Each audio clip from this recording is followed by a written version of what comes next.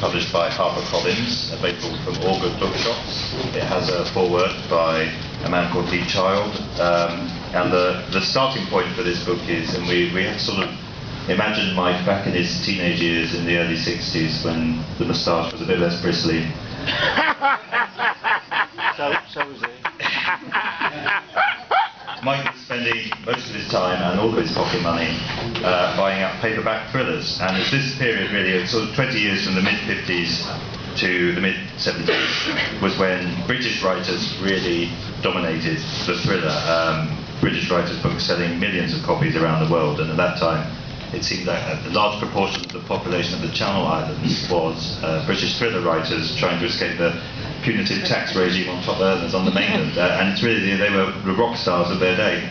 But things started to come to an end in the mid-70s when, as Mike puts it in his book, the Americans, slightly late as usual, entered the fray.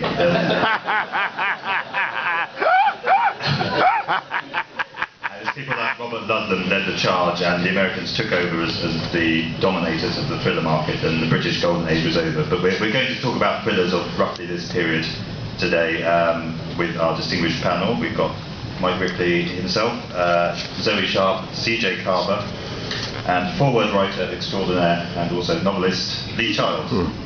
Please welcome the panel. Hooray!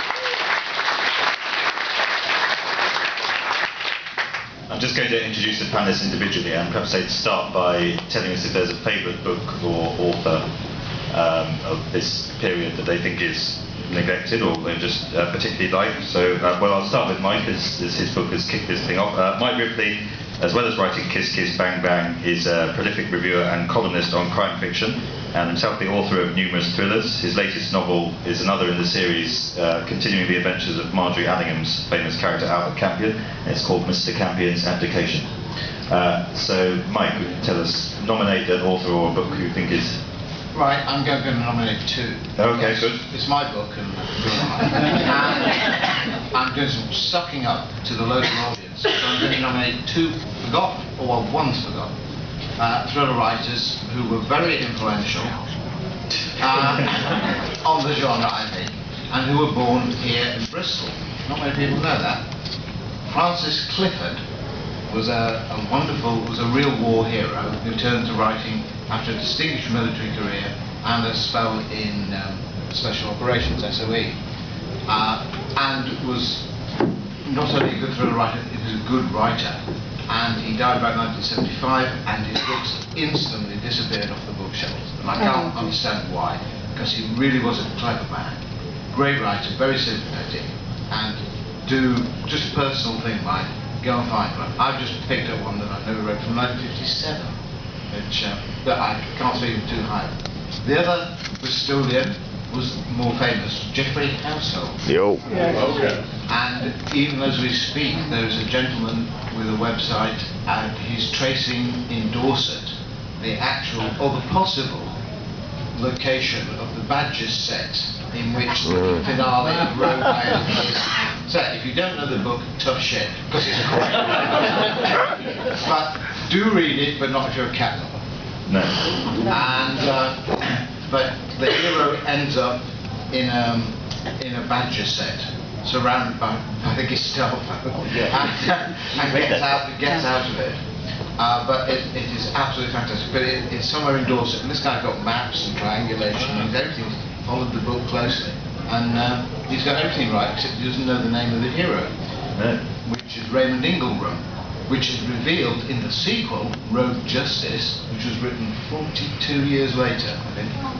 And the interesting about Road Mail, which is basically about an attempt to assassinate Hitler, but because it was in peacetime, they didn't call him Hitler, he was just end up the dictator in Europe.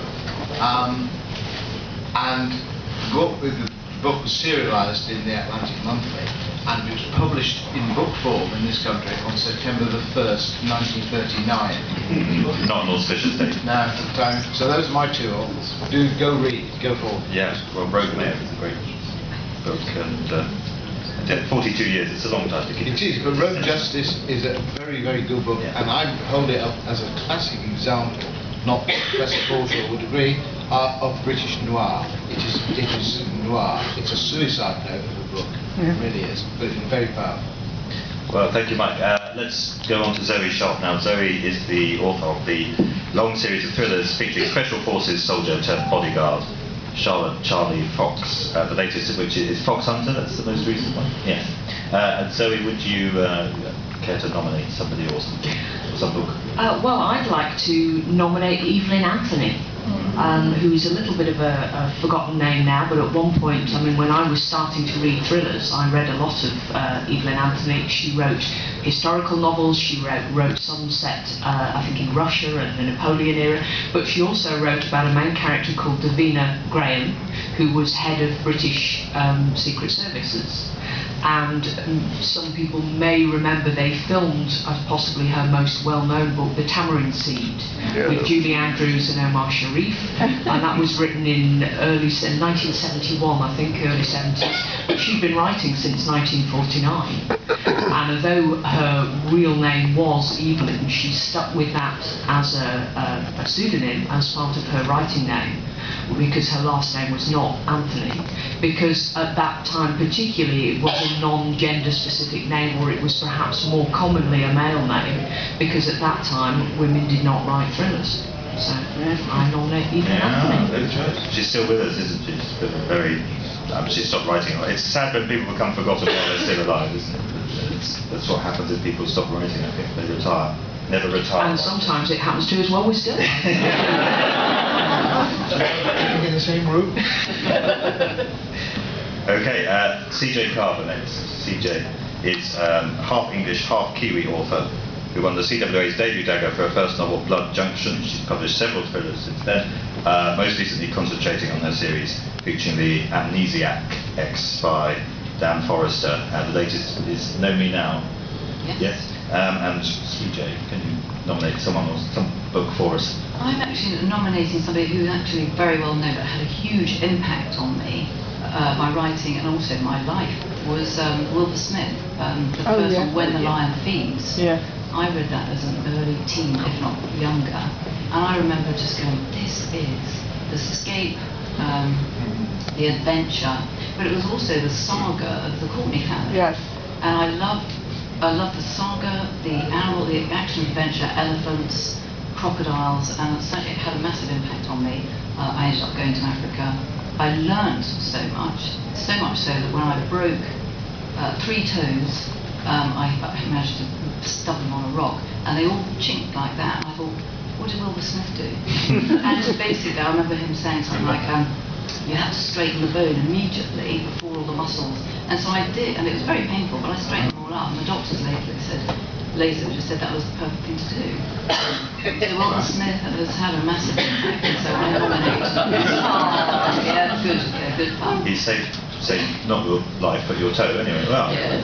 And also when I went to Africa, one of the professional hunters said, when I said, is that it was a black mamba trail, and I said, is that a black mamba? And he said, at the end of the day, he said, how come you know so much about the bush and you've only just been here a day? And I went, Wilbur Smith.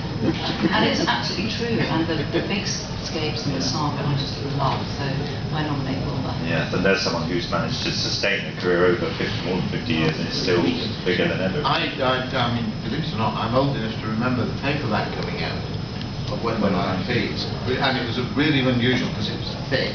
It had a white cover, historic, sort of Boer War uniform, some Zulu, it looked like something out of Zulu, and cannons, Victorian crinoline, body stripping. I thought, that's not a thriller. And that was only on the men. Yeah. I thought, that can't be a thriller, but it was in there with the thrillers. Yeah. And then suddenly you thought, God, I can't pass this again.